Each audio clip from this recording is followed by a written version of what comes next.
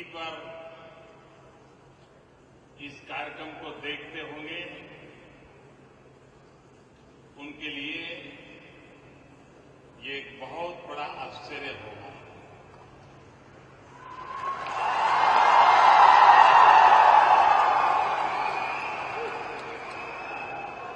इस सभागृह में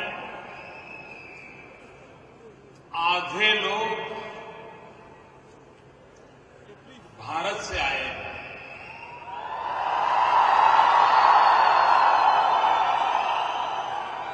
और आधे लोग जिन्होंने भारत देखा भी नहीं है लेकिन भारत को भरपूर प्यार करते हैं।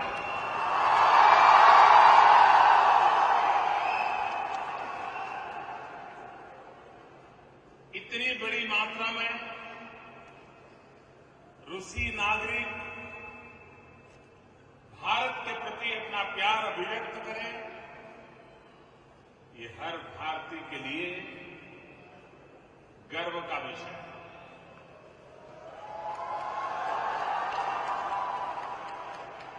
और सबसे बड़ा आश्चर्य रूसी कलाकारों ने, रशियन नागरिकों ने जिस प्रकार से भारत की कला को, भारत की संस्कृति को, भारत की सांस्कृतिक विरासत को यहां पर प्रस्तुत किया, उजागर किया, मैं सचमुच में उनको बहुत बहुत बधाई देता हूं।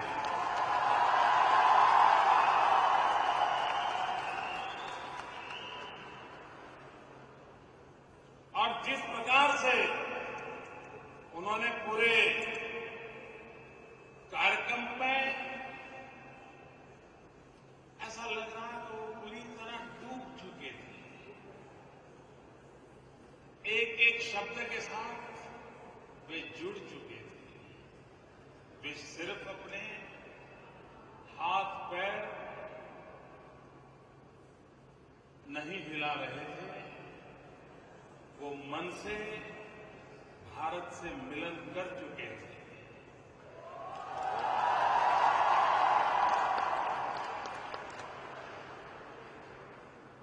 कार्यक्रम के प्रारंभ में मैंने सती काजानोवा को सुना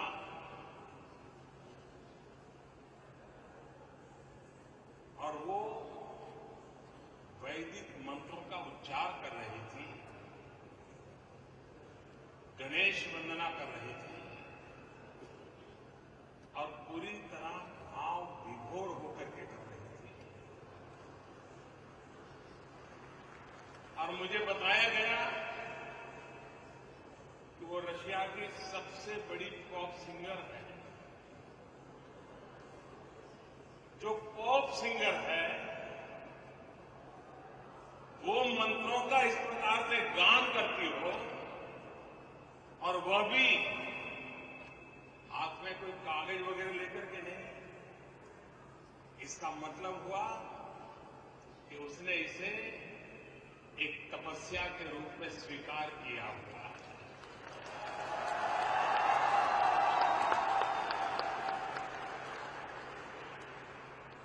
वे रूसी नागरिक हैं, हिंदू मंत्रों को, हिंदू परंपरा को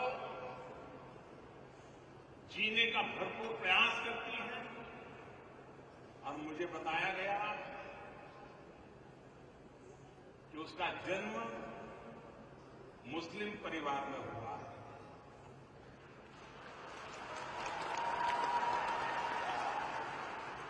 मुस्लिम परिवार, रूसी नागरिक, पोप सिंगर और वैदिक मंत्रों का उच्चार।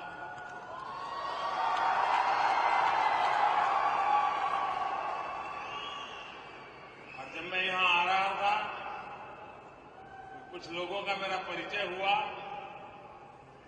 तो परिचय उनसे भी हुआ और उन्होंने इच्छा जताई कि मेरी इच्छा है कि रशिया में एक अच्छा भव्य हिंदू मंदिर बनाना चाहती हूं।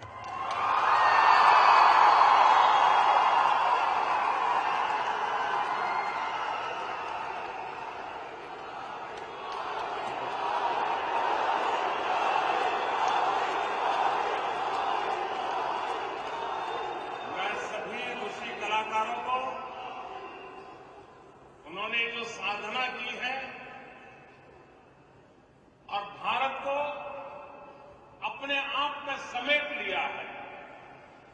मैं उन सब कलाकारों को फिर एक बार हृदय से बहुत बहुत अभिनंदन करता हूं, बहुत बहुत बधाई देता हूं। सिंगर सती कांजानोवा, आप जिस लगन से गणेश वंदना कर रही हो, मुझे विश्वास है कि आपका सपना पूरा होके ही रहेगा।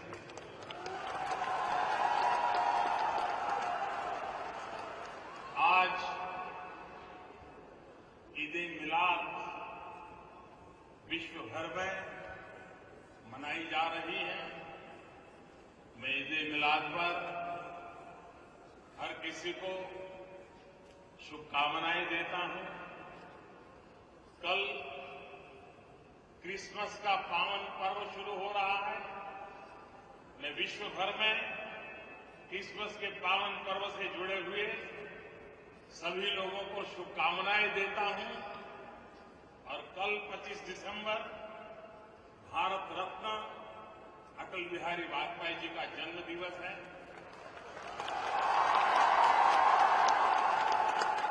और आज अटल जी की लिखी हुई कविता मैं गीत नए गाता हूं।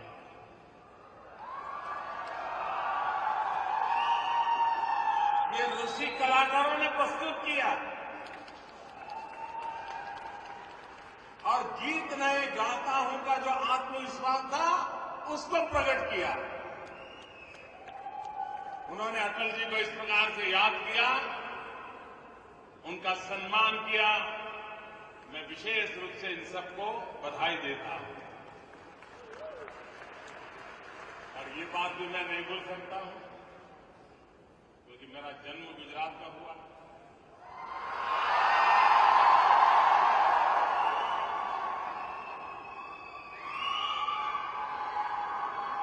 गुजराती गरबे को भी ऐसा वाइब्रेंट बनाया जा सकता है, वो तो मैंने रशिया में आकर के ही देखा।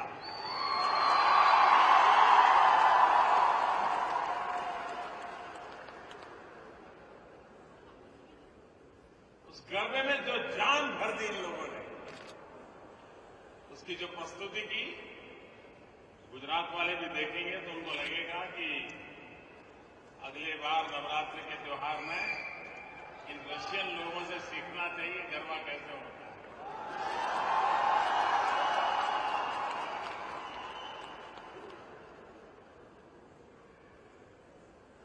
भारत का और रशिया का संबंध बहुत गहरा है।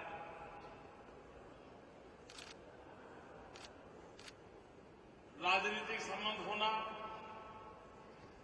एक दूसरे देशों के साथ व्यापार रोजगार होना, ये तो सदियों से चला आ रहा है। लेकिन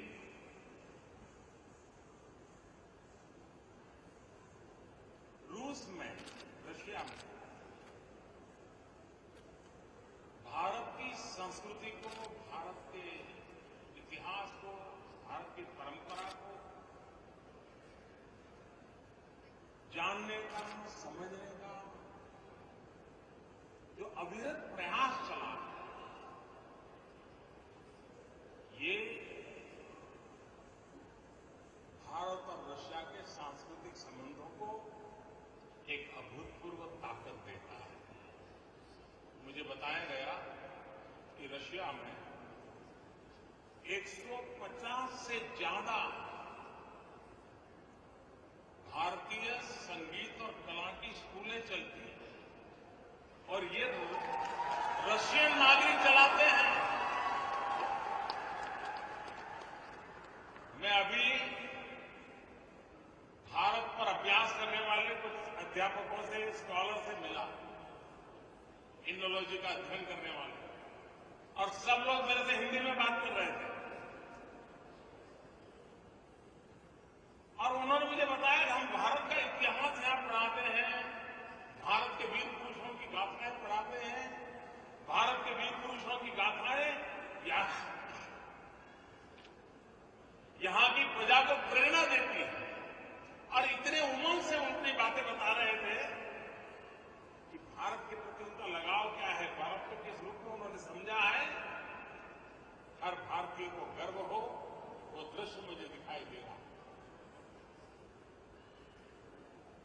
पिछले दिनों पूरे विश्व में 21 जून को अंतर्राष्ट्रीय योगा दिवस मनाया। आज पूरे विश्व में योगा के प्रति एक लगाव है। और अभी एक रूसी बेटी ने योगा पर जो किताब लिखी है मुझे गिफ्ट की। योगा के एम्बेसडर के रूप में इसने पिछले साल काम किया और योगा के प्रचार के लिए वो भरपूर कोशिश कर रही है। मैंने उससे पूछा, हिंदुस्तान में आप कब गई, कहां सीखा, कैसे सीखा? तो मुझे कह रही, मैं तो अभी हिंदुस्तान गई नहीं। मैंने इंटरनेट से सीखना शुरू किया और धीरे धीरे मैं योग में समाहित हो गई और योग ही मेरा जीवन बन गया।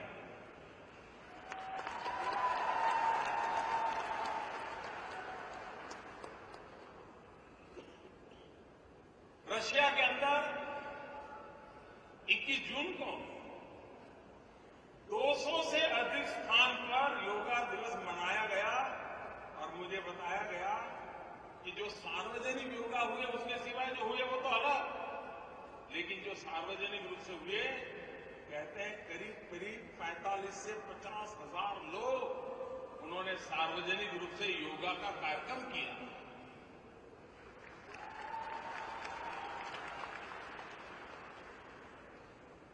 मैं रशिया पहले भी आया हूं, मुझे अस्ट्राखान जाने का अवसर मिला था। रशिया का एक प्रांत है और गुजरात का सिस्टर स्टेट के रूप में उसके साथ एक समझौता हुआ था। अटल जी की जब सरकार थी तब मैं यहां आया था। उसके बाद भी मैं अस्ट्राखान गया था और मैंने देखा कि वहां पर आज भी एक इंडिया हाउस है और 400 साल पुराना वो इंडिया हाउस है।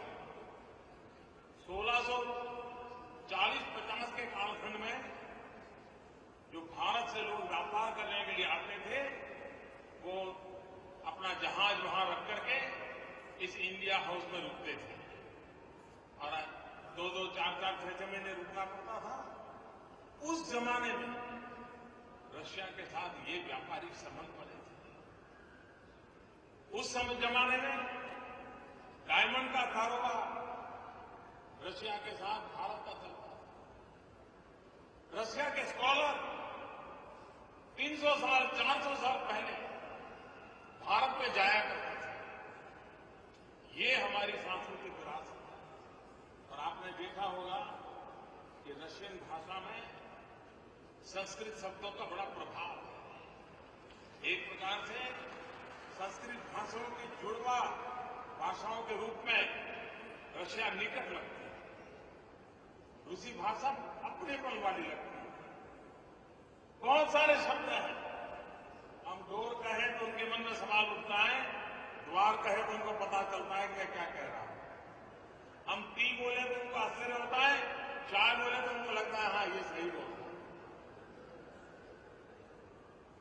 और इसलिए मुझे याद है, मैं अस्ट्राखान के गवर्नर से एक बार मिला तो वाटरमेलन की चर्चा हो रही थी। तो वाटरमेलन समझ नहीं आया, तरबूज कहा, हाँ बोले तरबूज ठीक है, तो तरबूज समझ आ गया। यानी इतने शब्द हमारे सहज रूप से इनके साथ जुड़े हुए हैं, इतनी निकटता हमारी इनके साथ जुड़ी हुई है। और आज वैश्विक परिवेश में अगर देखें,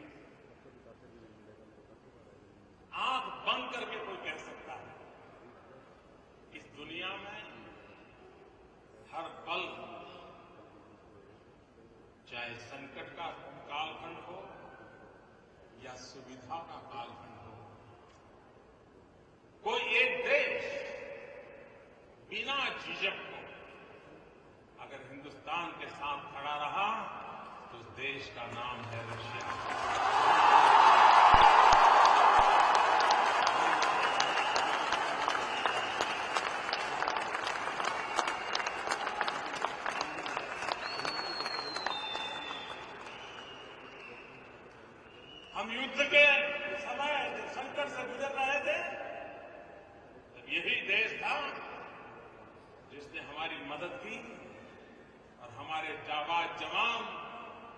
मैदान में विजय प्राप्त करके वापस आए।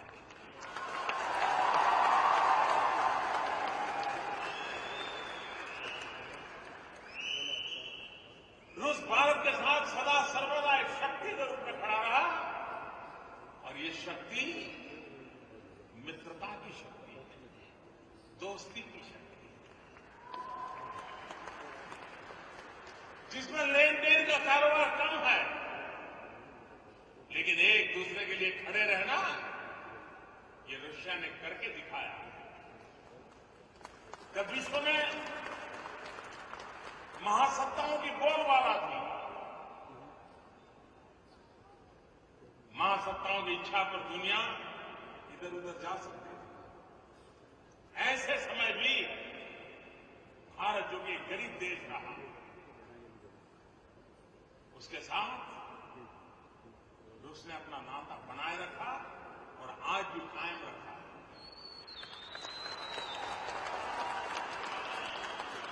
अंतर्राष्ट्रीय मंचों पर जब जब विश्व में भारत को किसी की जरूरत पड़ी, विश्व के पटल पर रशिया हमेशा हमेशा भारत के साथ एक मजबूती के साथ खड़ा रहा और दुनिया के अंदर भारत की आवाज बुलंद बनाने में रशिया की मदद हमेशा काम आई।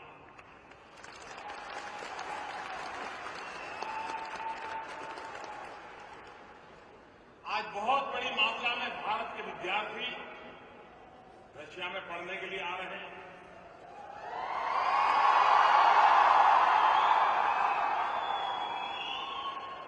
उनको यहां अपनापन लगने लगा है।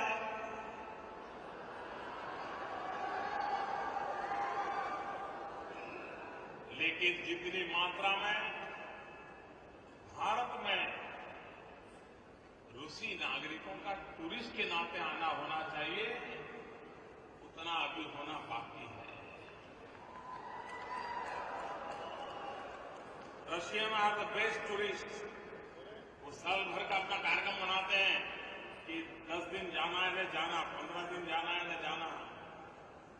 मैं सभी भारतवासियों से आग्रह करूंगा कि आप यहां आए हैं, एक काम जरूर कीजिए कि हर वर्ष आपके प्रयत्न से कम 5 रूसी परिवार भारत में टूरिस्ट के नाते जाए। आप देखिए,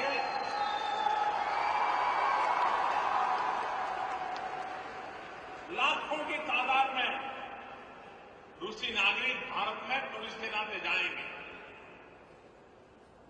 भारत के प्रति उनका आकर्षण है।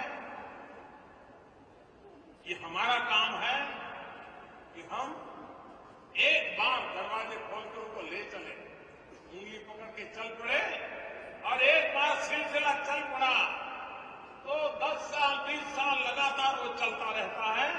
टूरिस्ट आते रहते हैं, और टूरिस्ट जब आते हैं तब सिर्फ वहां देख करके आते नहीं है, अपने साथ भारत की यादें लेकर के आते हैं, जो यादें यहां पर बोई जाती हैं और उसमें संबंधों के वृक्ष पैदा होते हैं, जहां पर कभी शांति और मित्रता की हमें छाया मिलती रहती है। और इसलिए हमारा प्रयास रहना चाहिए कि रशिया से भारत में अधिकतम लोग टूरिस्ट के रूप में कैसे आए। हम लोगों का प्रयास होगा, जिस देश के नागरिकों को भारत के प्रति इतना लगाव हो, उनको भारत दिखाना, भारत की ओर आकर्षित करना, भारत को देखने के लिए प्रेरित करना, ये हम सबका सामूहिक कर्तव्य है। और मैं विशेष रूप से रशिया में आकर के रहने वाले मेरे भारतीय भाइयों को, नौजवानों को विशेष आग्रह करता हूं कि इस काम को हम करें।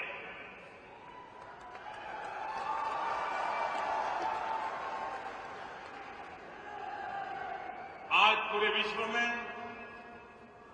भारत के आर्थिक विकास की चर्चा हो रही है, चाहे वर्ल्ड बैंक हो, IMF हो, दुनिया की रेटिंग एजेंसीज हो, हर कोई एक स्वर से कहता है कि आज दुनिया में जो बड़ी इकोनॉमीज है, इसमें सबसे तेज गति से आगे बढ़ने वाली कोई इकोनॉमी है तो उसका नाम है हिंदुस्तान।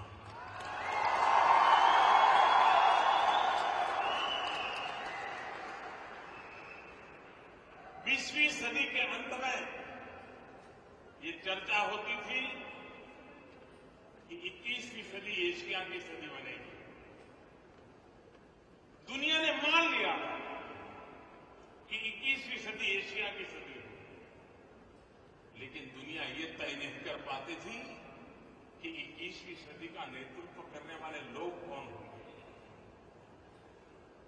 आज 21वीं सदी के दूसरे दशक में विश्व जिस प्रकार से भारत की ओर देख रहा है, इशारा साफ साफ है कि हिंदुस्तान 21वीं सदी में अपनी बहुत बड़ी भूमिका अदा करेगा।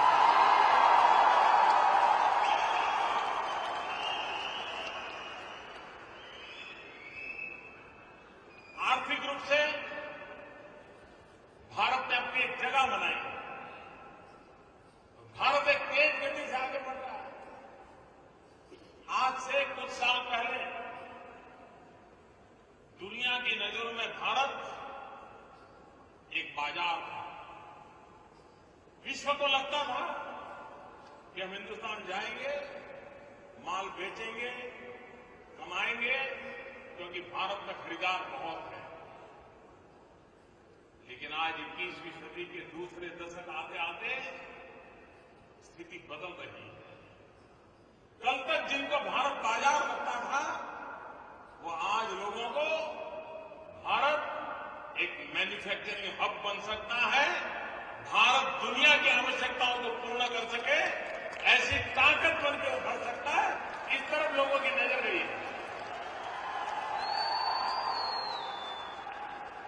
और हमारी भी कोशिश है कि भारत मैन्युफैक्चरिंग हब के रूप में कैसे आगे बढ़े। और जब हम मैन्युफैक्चरिंग हब की बात करते हैं तो हवा में नहीं, भारत के पास ये सामर्थ्य है और सदियों पहले था भी। हिंदुस्तान को सोने की चिड़िया ऐसे ही थोड़ा कहा गया होगा।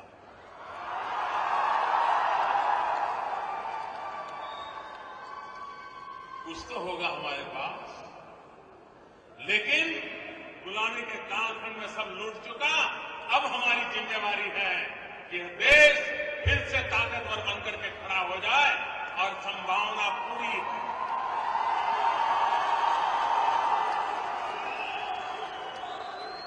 भारत एक संभावनाओं का देश है। जिस देश के पास 800 मिलियन 35 साल से कम उम्र के नौजवान हो,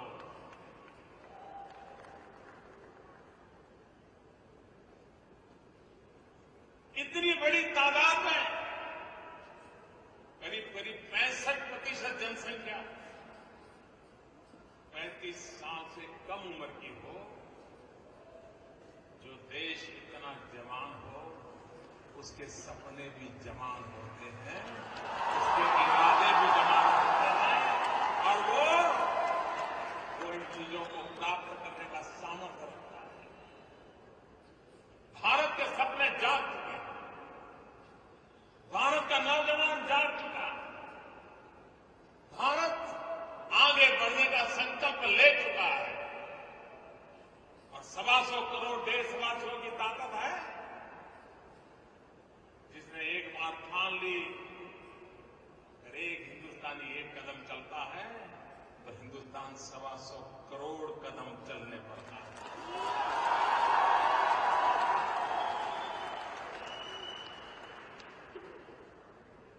और यही कारण है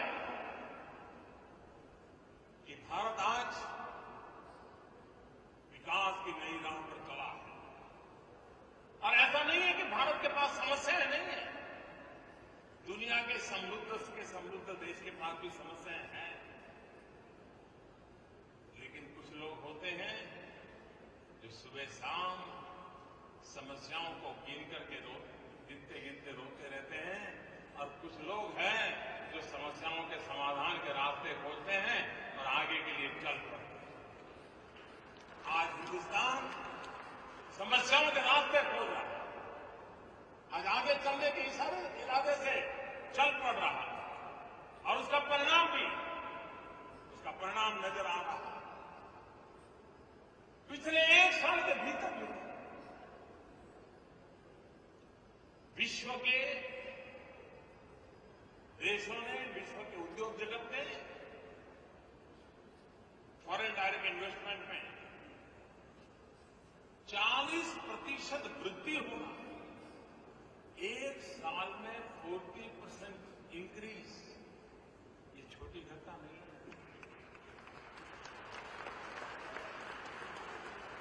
और दुनिया में अगर कुछ दम नहीं दिखता है तो रुपया डालेगा क्या? हम भी डालेंगे क्या? यहां जो आप मेरे भारत के लोग रहते हैं, आपको भी अगर भरोसा ना हो तो कहीं 5 रुपया भी डालोगे क्या? जब भरोसा होता है कि जो डाल रहे हैं तो रिटर्न मिलने वाला है, एश्योरेंस पक्का लगता है, रुपयों की सिक्योरिटी नजर आती है, तब लोग रुपये डालने की कोशिश करते हैं। आज लोग भारत में रुपये डाल रहे हैं, उसका कारण है उनको विश्वास हो चुका है कि अब यही एक जगह है जहां से हम आगे बढ़ने वाले हैं।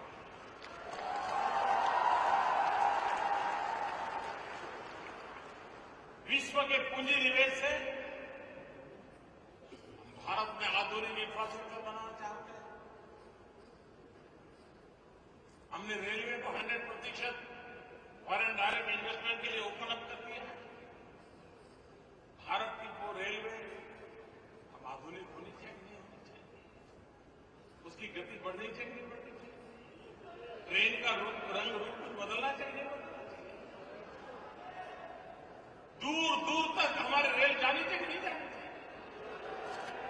हम सिर्फ यही कहें हमारी रेल इतनी पुरानी है, इतने समय से चल रही है, ये गीत गाने से नहीं चलता है, संकल्प लेकर के आगे बढ़ने से देश आगे बढ़ता है। और इसलिए और तब जाकर के रेलवे में दुनिया के लोग पूंजी निवेश के लिए आ रहे हैं। अभी जापान के साथ भारत में एक एग्रीमेंट हुआ, मुंबई अहमदाबाद बुलेट ट्रेन का।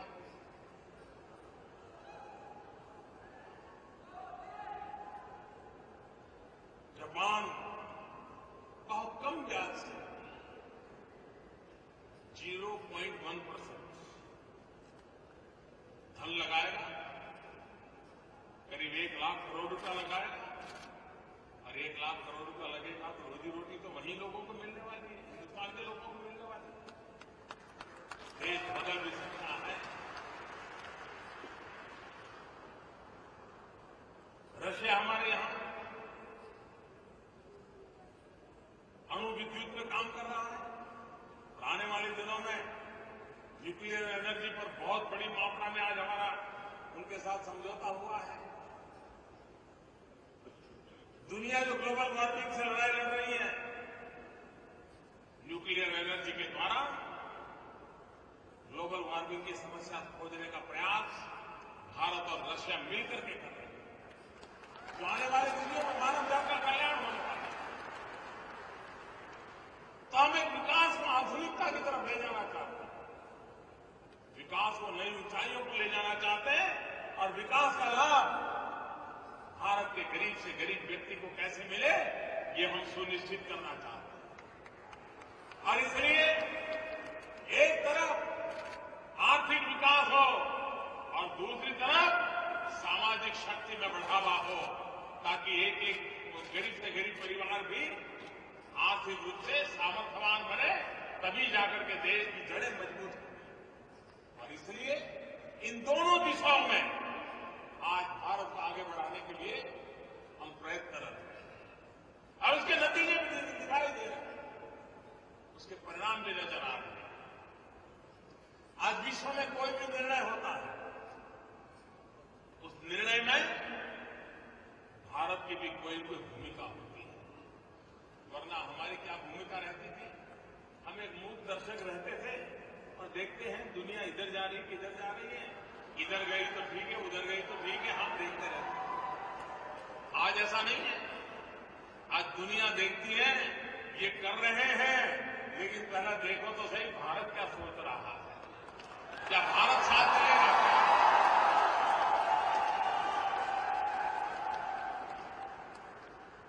भारत ने अपने विश्व में एक जगह बनाई और जगह को लेकर के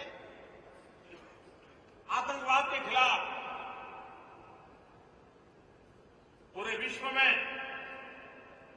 अब नजरिया बदल रहा है। 30 साल से दुनिया को डंके की चोट पर हिंदुस्तान कहता रहा कि आतंकवाद मानवता का दुश्मन है और जो जो मानवता में विश्वास करते हैं उन सब ने एक आना चाहिए और एक बन करके आतंकवाद के खिलाफ लड़ाई लड़नी चाहिए। तब दुनिया को हमारी बात गले नहीं उतरती। उनको लगता था कि ये तो आपके देश का प्रॉब्लम है। हम दुनिया को समझा समझा करके थक गए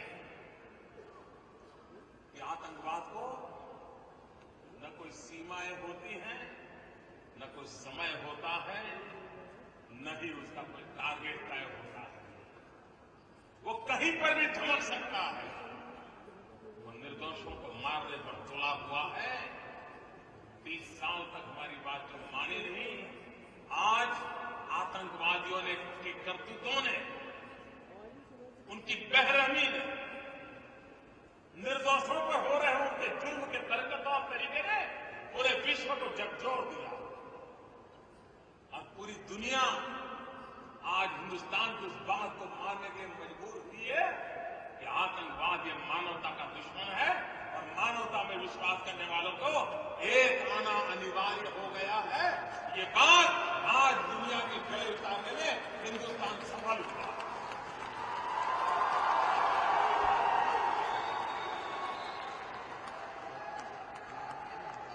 हर कोई आतंकवाद से बाहर निकलने के लिए छटपटा रहा है और समय की मांग है कि मानवतावादी शक्तियां एक आए,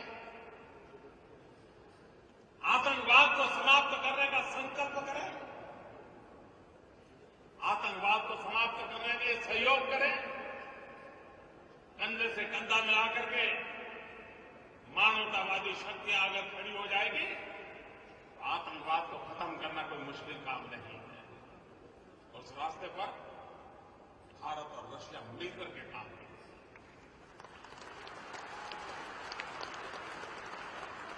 रशिया की हमारी दोस्ती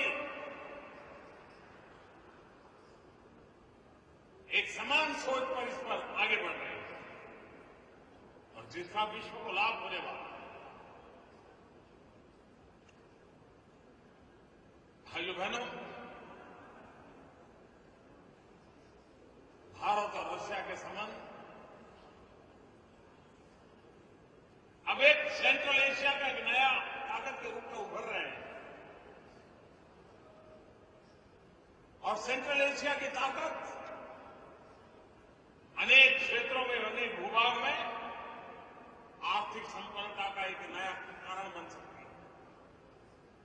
इसी जमाने में यूरोपियन यूनियन की चर्चा होती थी, इसी जमाने में आसियान कंट्रीज की चर्चा होती थी।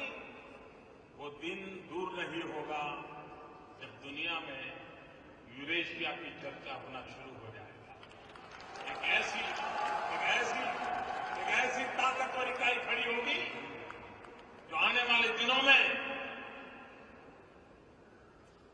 एक बहुत बड़े भूभाग में संतुलन का कारण बनेगी, आर्थिक विकास के लिए कैटलिक एजेंट बनेगी और सुख और शांति की खोज में मिल बैठ करके जगह के लिए एक नया मजबूत प्लेटफॉर्म तैयार करेगी। ये मैं नजर देख रहा हूं। आज प्रेसिडेंट पुतिन के साथ यूरेशिया की भविष्य के संबंध में मेरी काफी विस्तार से बातें हुई।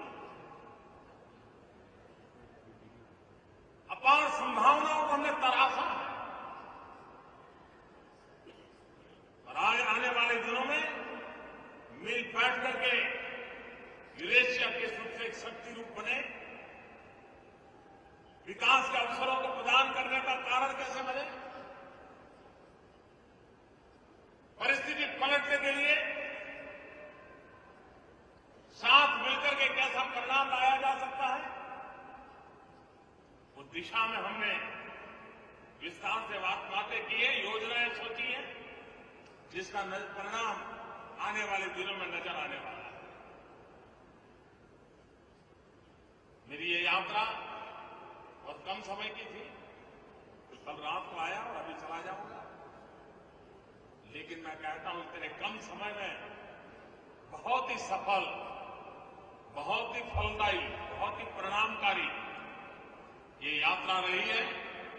मैं रशिया का, रशियन सरकार का गर्मजोशी से हम लोगों का स्वागत सम्मान करने के लिए बहुत आभार व्यक्त करता हूं, और आपने जिस प्यार से ऋषि कलाकारों ने भारत भक्ति के दर्शन किए, दर्शन कराए, उसके लिए आपका भी बहुत बहुत आभार व्यक्त करता हूं। धन्यवाद।